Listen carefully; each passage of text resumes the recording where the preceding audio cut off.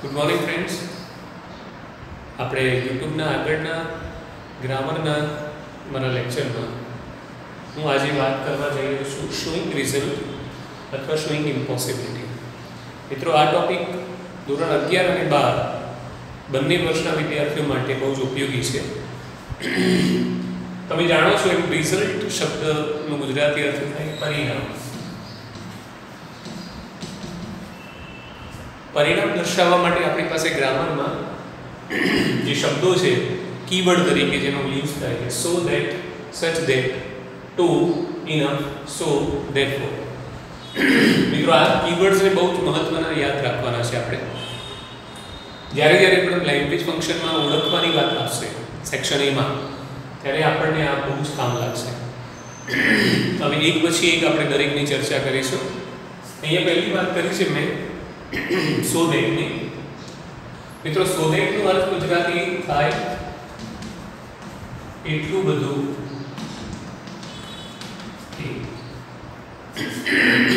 અહીંયા જે સો છે એનો અર્થ થાય એટલું બધું, અને અહીંયા આપણે ધેટ મૂકવાનું રહેશે. સો ધેટની રચના કેવી બને? તો સો ધેટની બે પ્રકારની રચના હોય, એક હકાર પરિણામ અને એક નકાર પરિણામ.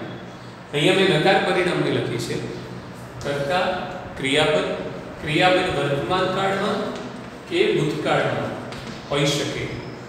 એમિઝાર, હેવ હેઝ હેડ, પછી ઈડી વાળું કોઈ પણ ક્રિયાપદ, ચાલુ કાળનું કોઈ પણ કાળ, વર્તમાન, ભૂતકાળ, ભવિષ્ય હોઈ શકે કે ભવિષ્યકાળનું પણ હોઈ શકે. એના પછી સો આવશે.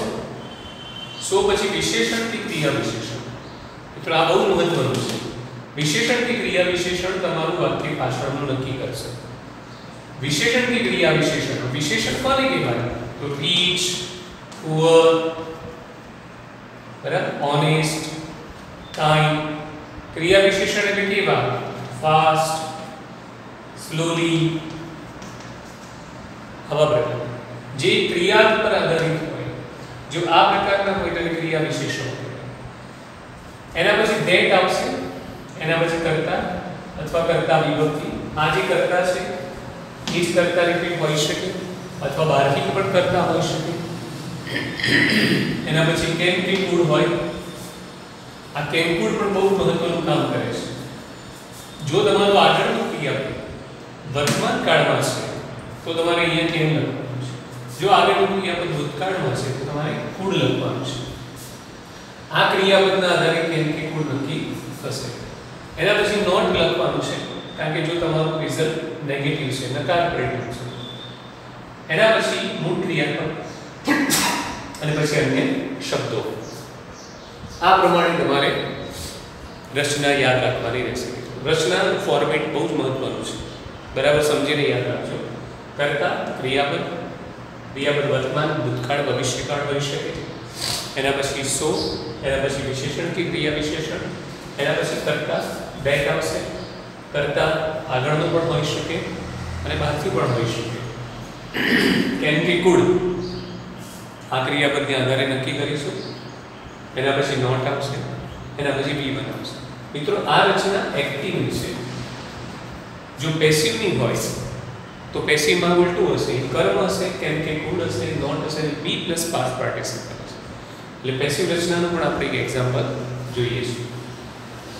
જો તમને કમ્પ્લીટ ધ સેન્ટેન્સમાં આ રીતે પૂછવામાં આવ્યું હોય, કમ્પ્લીટ ધ સેન્ટેન્સ જો આવડશે તો તમને રિસ્પોન્ડ ધ સેન્ટેન્સ પણ આવડશે, ઓટોમેટિકલી લેંગ્વેજ ફંક્શન પણ આવડશે. એટલે કમ્પ્લીટ ધ સેન્ટેન્સ બરાબર સમજી લેજો તો તમને ઓટોમેટિકલી સેક્શન એમાં જે તમારે ABCDમાં ચોઇસ કરવાની આવે છે એ પણ અહીંયા સમજાશે તમને. મિત્રો, અહીંયા વાત કરી છે કે farmer was so poor. Farmer એ કર્તા છે, વોઝ એ ક્રિયાપદ છે, સો આપેલું છે, વિશેષણ પુઅર એ આપેલું છે. પુઅર એ ગરીબ અર્થ થાય. અહીંયા ફાર્મરની સ્થિતિ કેવી બતાવી છે? ગરીબ બતાવી છે. તો ફાર્મર શું ન કરી શકે? તો આપણું રિઝલ્ટ ઓટોમેટિકલી નેગેટિવ છે. હવે આ નેગેટિવ રિઝલ્ટ આવશે એવું કોણે કીધું? નોટાવાળું આવશે. તો આ પુઅર ક્વોલિટી બતાવી છે આપણે. પુઅરના અર્થમાં આપણે અહીંયા જવાબ લખવાનો છે. એટલે સૌથી પહેલા તો આપણે ધેટ લખીશું, અહીંયા આપેલું છે એ પ્રમાણે. એના પછી કર્તા તરીકે આગળ ફાર્મર છે એટલે ફાર્મર માટે આપણે હી વાપરીશું. બાકી કરતા લેવાની જરૂર નથી. અહીંયા ભૂતકાળ આપેલો છે મિત્રો, એટલે વોઝને કારણે આપણે કુડ વાપરીશું. વાક્ય નેગેટિવ બનાવવાનું છે એટલે વાક્યમાં નોટ મૂકીશું. હવે બાદથી જે ક્રિયાપદ મૂકવાનું છે V1 એ આપણે જાતે બનાવવાનું છે. કે ખેડૂત એટલો બધો ગરીબ હતો કે શું ન કરી શક્યો. તો ઘણા બધા જવાબ મળી શકે આપણે. કે ખેડૂત એટલો બધો ગરીબ હતો કે એ બીજ ન ખરીદી શક્યો, ટ્રેક્ટર ન ખરીદી શક્યો, બાળકોની ફી ન ભરી શક્યો. ઘણા બધા એના જવાબ મળે. આપણે કે અહીંયા જવાબ વિચારીએ તો he could not buy a tractor. તો આનો જવાબ થયો મિત્રો. તો આ પેટર્નને બરાબર સમજી લેશો તો તમને આ જવાબ ઓટોમેટિકલી આવશે. મિત્રો જો અહીંયા આ જ વાક્યમાં જો વિશેષણ બદલી નાખવામાં આવે અને જો અહીંયા રીચ કરવામાં આવે, farmer was so rich, તો તમે વિચારો કે આ જવાબને બનાવ્યો છે સાચો છે કે ફાર્મર એટલો બધો અમીર હતો કે ટ્રેક્ટર ન ખરીદી શક્યો. તો વિરોધાભાસ થઈ જાય છે. તો અહીંયા આપણે શું કરીશું, ફાર્મર was so rich, આ રીચ જે છે વિશેષણ એ અમીર ક્વોલિટી બતાવે છે હકારાત્મક. તો મિત્રો આપણે અહીંયા he could not કાઢી નાખીશું અને જવાબ કદાચ આ નહીં આપણે સાચો પડે. તો મહત્વનું એક જ વાક્યમાં મેં તમને બે વસ્તુ સમજાવી કે જ્યારે ફાર્મર was so poor હતો તો વાક્યમાં નોટ મૂકવું જરૂરી હતું, કારણ કે પુઅર ક્વોલિટી નેગેટિવ બતાવે છે. અને farmer was so rich, farmer એટલો બધો અમીર હતો કે એ ટ્રેક્ટર ખરીદી શકે, ત્યારે આપણે વાક્યમાં નોટ મૂકવાની જરૂર નથી. તો આ બહુ જ મહત્વનું છે. જેને પણ આ ખબર પડશે મિત્રો કે તમારી ક્વોલિટી નેગેટિવ કે પોઝિટિવ કોણ નક્કી કરે છે, વિશેષણ. એટલે આ વિશેષણ ઉપર બહુ ધ્યાન આપવું પડશે. બીજું વાક્ય લઈએ, ઇટ વોઝ સો ડાર્ક, બહાર એટલું બધું અંધારું હતું. તમને અહીંયા ખબર પડવી જોઈએ મિત્રો કે તમારા વાક્યમાં શોઈંગ રિઝલ્ટ પૂછ્યું છે અને ધેટનો યુઝ કરવાનો છે. સો દેખાય છે એટલે ઓટોમેટિકલી વાક્યમાં ધેટ આવશે જ. હવે શું કરવાનું, it was so dark that, અહીંયા આવી જે કર્તા મૂકીશું આપણે, એ કર્તા ઈટ માટે લાગુ પડશે નહીં, આપણે જાતે બનાવવું પડશે. તો આપણે કર્તા તરીકે વી લીધું. વી લઈ શકો, આઈ લઈ શકો, દે, કોઈ નામ લઈ શકો, children, teachers, students. It was so dark that. We, હવે મિત્રો વી કર્તા તો મૂકી દીધું, પણ તમારે કેનને કુળમાંથી મૂકવાનું છે. તો કેનને કુળમાંથી કોણ નક્કી કરશે, વોઝ. વોઝ કયો કાળ છે, ભૂતકાળ. અહીંયા આપણે શું લખીશું, કુળ. હવે જો અંધારું છે તો અંધારું શબ્દ વિશેષણ કેવી ક્વોલિટી બતાવે, નેગેટિવ કે પોઝિટિવ? તો નેગેટિવ ક્વોલિટી બતાવે કે અમે કશું કરી ન શક્યા, એટલું બધું અંધારું હતું કે અમે કશું કરી શક્યા નહીં. તો વી કુડ નોટ આવશે. અહીંયા નોટ આવશે એવું કોણે સજેસ્ટ કર્યું આપણને, ડાર્ક શબ્દ વિશેષણ. It was so dark that we could not see the road, અમે રોડ રસ્તો જોઈ શક્યા નહીં. We could not find the way, અમે રસ્તો શોધી શક્યા નહીં. તમે કોઈ પણ વાક્ય મૂકી શકો મિત્રો અને એ પ્રમાણે તમારો જવાબ નક્કી થશે. The box is so heavy, છેલ્લું વાક્ય, બોક્સ એટલું બધું ભારે હતું. ભારે શબ્દ ક્વોલિટી કેવી ક્વોલિટી બતાવશે, નેગેટિવ કે પોઝિટિવ? નેગેટિવ. બોક્સ કેવું હતું, ભારે હતું. હવે અહીંયા જે વાત કરીશું આપણે એ ધેટ મૂકીને સ્ટાર્ટ કરીશું. આના આપણે બે જવાબ બનાવી શકીએ, એક્ટિવ અને પેસિવ. જો એક્ટિવ બનાવવું છે તો અહીંયા આપણે બોક્સની રિપીટ વાત નહીં કરીએ, આઈ લખીશું આપણે, બહારથી કરતા લીધું કે બોક્સ એટલું બધું ભારે છે. અહીંયા ઇઝ વાપરેલું છે, વર્તમાન કાળ છે એટલે આપણે કેન મૂકીશું. બોક્સની ક્વોલિટી હેવી છે, ધેટ મીન્સ બોક્સ ભારે હોય તો આપણે ના શું કરી ના શકીએ, એને ઊંચું ના કરી શકીએ.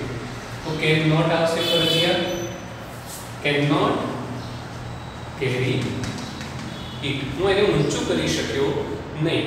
જો મિત્રો આ જવાબ આપણે પેસિવમાં બનાવવો છે તો શું બને, ધેટ. જો આપણે બોક્સની જ વાત કરવી છે તો ઇટ કર્મ આગળ લઈ લીધું, કાન્ટ બી કેરી. તો આ એનો જવાબ પેસિવ છે, આ એનો જવાબ active.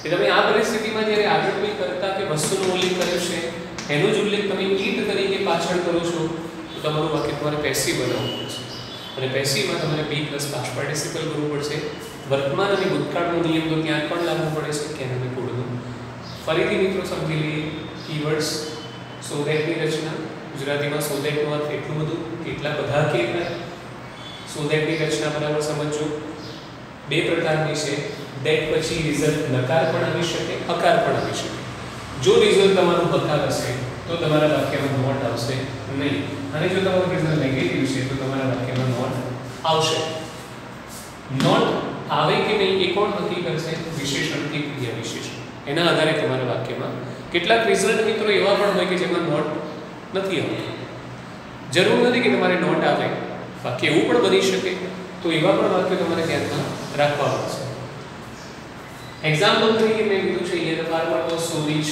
that he could buy a tractor આ પરિણામ હકાર લીધું છે મેં પણ જો આ વાક્યમાં હું પુઅર કરી દઉં તો અહીંયા મારા વાક્યમાં શું મૂકવું પડે મારે not It was so dark that we could not see the road જો આ જ વાક્યમાં ડાર્ક ક્વોલિટી નેગેટિવ છે એટલે મારે નોટ મૂકવું પડ્યું પણ અહીંયા it was so light જો હું પોઝિટિવ ક્વોલિટી મૂકું છું કે બહાર એટલું બધું અજવાળું હતું તો અહીંયા વાક્યમાં નોટ આવશે નહીં we could see the road easily તો આ વાક્યનો જવાબ આવો બની એટલે પોઝિટિવ નેગેટિવ બંને બાબતો આપણે યાદ રાખીશું એક સાથે સો ધેટની રચના પછી ધેટ પછી ફરીથી કહું છું બે પ્રકારના રિઝલ્ટ આવે નકાર પરિણામ અને હકાર પરિણામ આપણે નક્કી કરવાનું છે કે આપણા જવાબમાં આપણે શું કરવાનું છે છેલ્લું વાક્ય the box is so heavy that I cannot carry it આ વાક્યમાં કેમ આવ્યું અને is બોક્સ આપણે બહારથી કરતા છે એટલે આ બીજું લીધું જો તમે બોક્સની જ ક્વોલિટી જોશો તો અહીંયા કીટ મૂકવાનું છે એક્ટિવ પેસિવ બંને જવાબ આવી શકે છે અને મિત્રો જો અહીંયા હું બોક્સની ક્વોલિટી હેવીની જગ્યાએ લાઇટ કરું છું અહીંયા લાઇટ એટલે પ્રકાશ નહીં હલકું ઊંચકવા બોક્સ એટલું બધું હલકું છે તો પછી આઈ કેન નોટ કેરીમાં વાક્યમાં નોટ કાઢી નાખવું પડે આઈ કેન કેરી ઇઝીલી હું એને ઊંચું કરી શકું છું તો ઓટોમેટિકલી તમારું વાક્ય પોઝિટિવ થઈ જશે તો આ ચર્ચા કરી આપણે મિત્રો આજે સો ધેટ એ જ કીવર્ડમાં આપણે આગળ જઈએ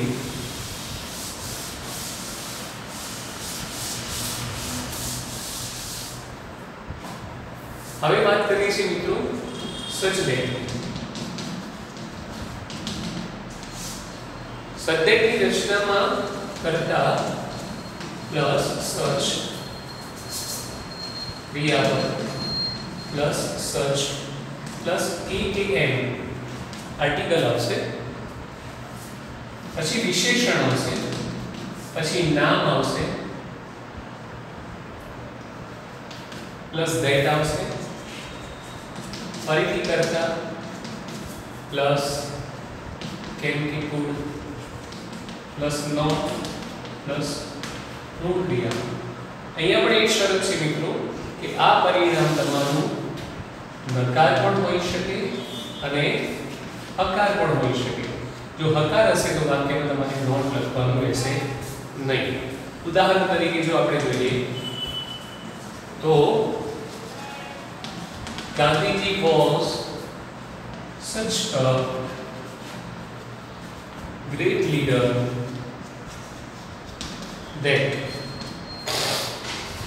જો મિત્રો કર્તા તરીકે મેં ગાંધી લીધું છે ક્રિયાપદ તરીકે was લીધું છે such આર્ટિકલ કે વિશેષણ ગ્રેટ નાઉન લીડર આ નામ છે આ ગ્રેટ વિશેષણ છે આર્ટિકલ આવ્યું ગાંધીજી એક એવા મહાન નેતા હતા કે તો મહાન નેતા હતા તો એની ક્વોલિટી નેગેટિવ રિઝલ્ટ કે પોઝિટિવ રિઝલ્ટ આપણે નક્કી કરવાનું છે તો મહાન નેતા હતા તો શું થાય આજે પણ એમને લોકો સન્માન આપે છે that everyone દરેક જણ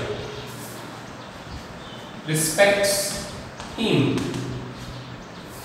even today આ એનો જવાબ તમને પરીક્ષામાં that આપ્યું હોય અને showing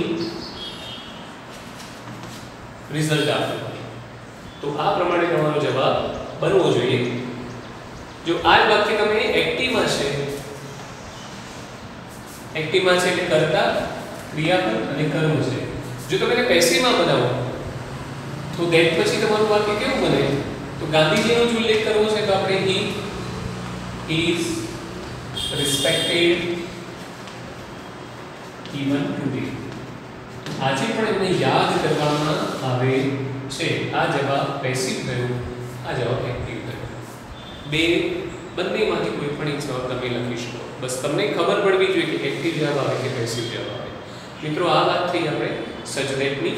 હવે જો આપણે સબ્જેક્ટની બીજી નેગેટિવ રિઝલ્ટ વાત કરવી છે તો શું બને?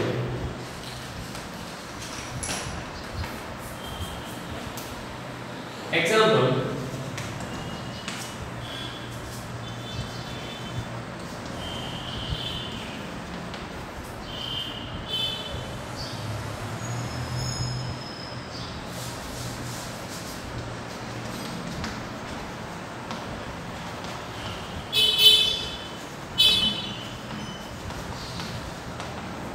It was such a dirty place. એટલી ગંદી જગ્યા હતી that. હવે તમને મિત્રો ખ્યાલ આવી જવો જોઈએ કે તમારા વાક્યમાં તમારે પાછળ નોટ લખવાનું છે કે નહીં. dirty place ગંદી જગ્યા, dirty વિશેષણ, place નામ. that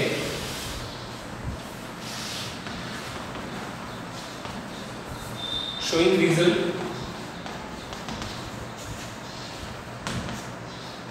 તો આમ આપણે જવાબ કેવી રીતે બનાવીશું? It was such a dirty place that. હવે મિત્રો અહીંયા it એટલે જગ્યાની વાત કરી છે, કર્તા આપેલો નથી, તો આપણે કર્તા જાતે બનાવવું પડશે. તમે I લખી શકો, we લખી શકો, they, nobody. તમારું રિઝલ્ટ નેગેટિવ બનવાનું છે. that I લખો તો શું આવે? વાક્યમાં could આવે, was સ્ટેટમેન્ટ. વાક્યમાં નોટ મૂકવું ફરજિયાત છે. I could not sit there. હું ત્યાં બેસી શક્યો નહીં. બહુ સરળ જવાબ લીધો છે મિત્રો. તમે આની જગ્યાએ જો વાક્યમાં nobody કરો તો તમારે અહીંયાથી નોટ કાઢવું પડશે. nobody could sit there. કોઈ ત્યાં બેસી શક્યો નહીં, કારણ કે નોટ વાક્યમાં ઓલરેડી અહીંયા nobody માં આવી ગયો છે. એટલે તમે none એનો એની none નો યુઝ કરી શકો કે nobody નો યુઝ કરી શકો. આ વાત થઈ નેગેટિવ. તો આ પ્રમાણે તમારા જવાબ તમે સચ ધેટ માં લખી શકો છો. હવે વાત કરીએ ત્રીજા સ્ટેપની. ત્રીજી રચના આપણે સો ધેટ ની ચર્ચા કરી, સચ ધેટ ની રચના કરી. હવે વાત કરીશું આપણે ટુ ની. મિત્રો ટુ નો અર્થ શું થાય? ટી ડબલ ઓ જ્યારે પણ આપણા વાક્યમાં આવે ત્યારે ટુ નો અર્થ શું થાય? તો ટુ અર્થ બરાબર શું થાય? અપૂરતું. ગુજરાતીમાં insufficient એવો અર્થ થાય. આપણી ગ્રામરની આ જે રચના છે રિઝલ્ટમાં, એના ટુ ની રચના કેવી છે? એની રચના, એનું ફોર્મેટ સમજીએ આપણે. કર્તા પ્લસ ક્રિયાપદ પ્લસ ટુ પ્લસ વિશેષણ કે ક્રિયા વિશેષણ. અહીંયા ટુ પછી વિશેષણ કે ક્રિયા વિશેષણ આવે છે. Plus to infinity plus v1 એટલે કે મૂળ ક્રિયાપદ. જો આ એક્ટિવ રચના હોય તો જ આ પ્રમાણે આવશે મિત્રો. આ પ્રકારની પેટર્ન એક્ટિવમાં આવશે. અને જો એ પેસિવ હશે તો to be plus past participle એટલે કે v3 આવશે. આ એની પેસિવ રચના છે. જોઈએ આપણે એક્ઝામ્પલ. ઉદાહરણ તરીકે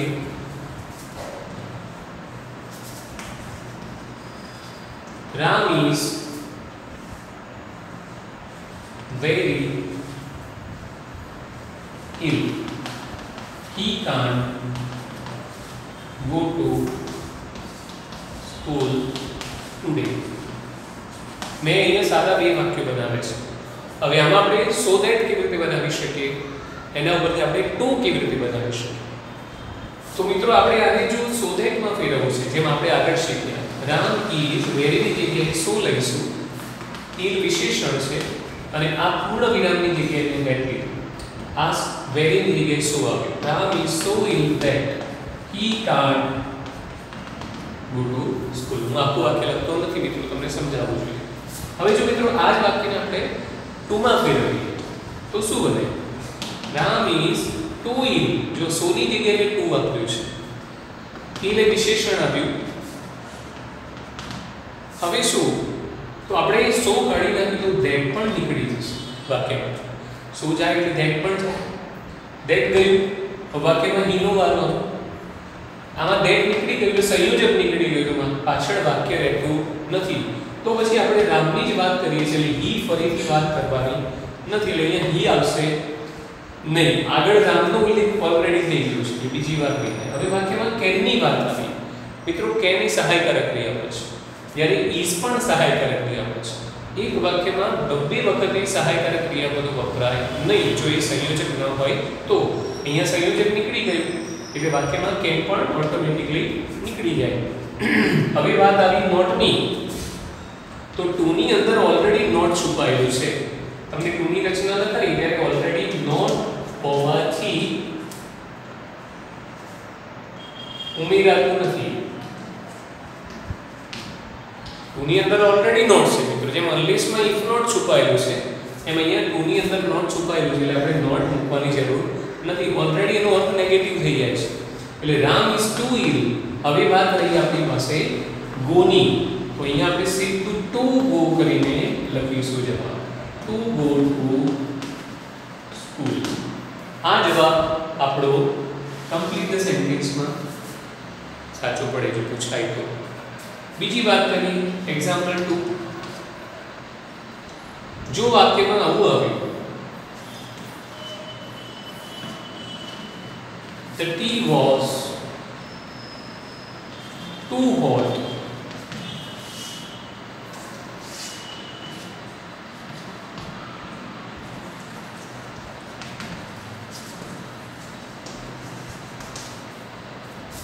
જો આ પ્રકારનું વાક્ય આવ્યું, the tea was too hot, અહીંયા ટી નો ઉલ્લેખ થાય છે, વાક્ય ભૂતકાળમાં છે.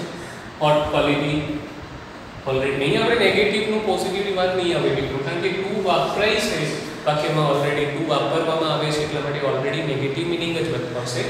the tea was too hot. હવે મિત્રો અહીંયા આપણા જવાબ બે ત્રણ બનશે.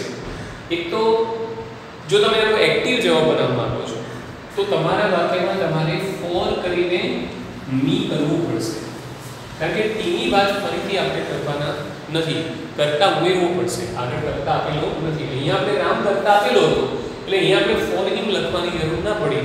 પણ અહીંયા ટી ની વાત કરે છે તો ચા પીવાની વાત માણસ કરે તો અહીંયા આપણે મી, ફોર ધેમ, ફોર અસ આ નહીં લખીએ.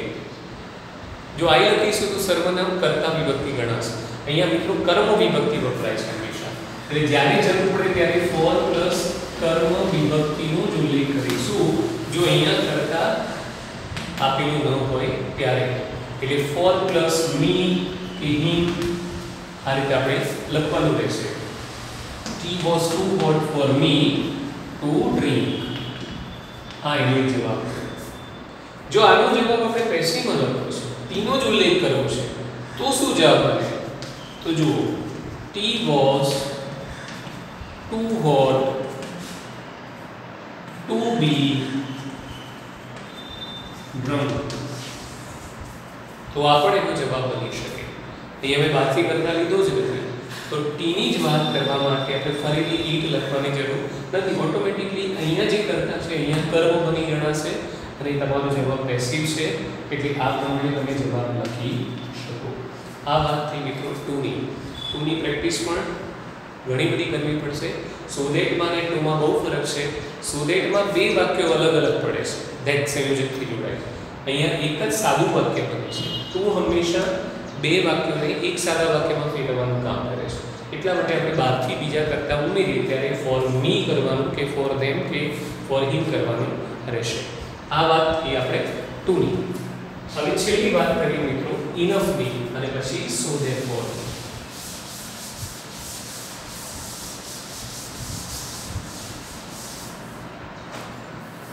ઇનફનો અર્થ, આનો ઉચ્ચાર પહેલા બરાબર સમજો મિત્રો. ઇનગ નથી થતું, ગ છે GH એનો ફ ઉચ્ચાર થાય છે, ઇનફ. એનો અર્થ શું થાય? પૂરતું, સફિશિયન્ટ. પેલા કરતા ઉલટું. આપણે હમણાં ટુ શીખ્યા ને, એનું ઉલટું છે આ હકાર અર્થ માટે વપરાય છે અને પેલું નકાર માટે વપરાતું હતું. આની રચના સમજીએ તો શું થાય? કર્તા પ્લસ ક્રિયાપદ પ્લસ વિશેષણ કે ક્રિયા વિશેષણ plus enough plus 2 plus b1,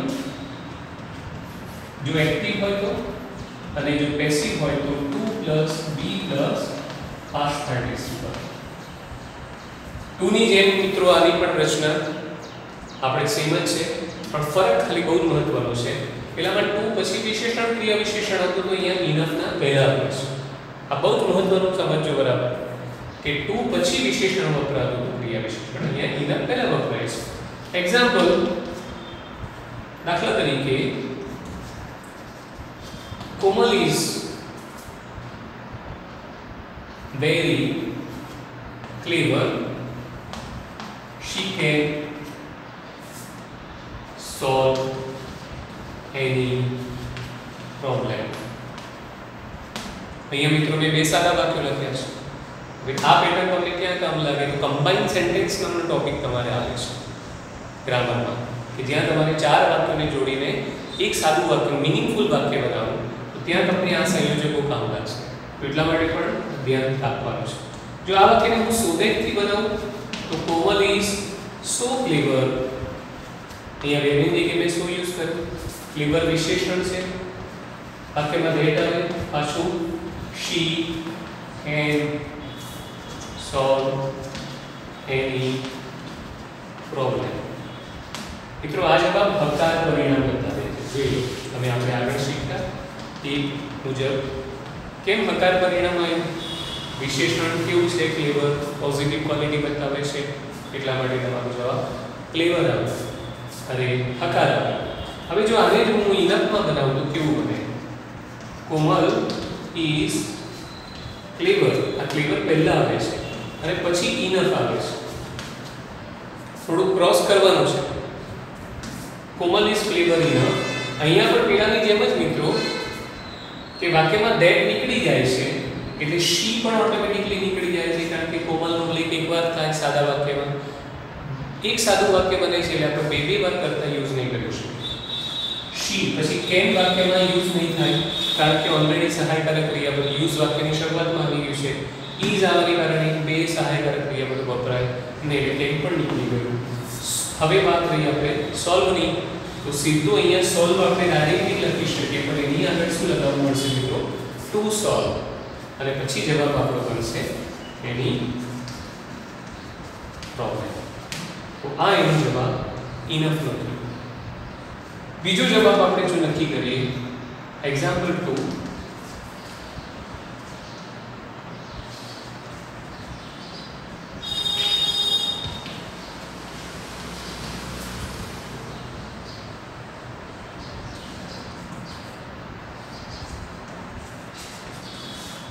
The water was cold enough.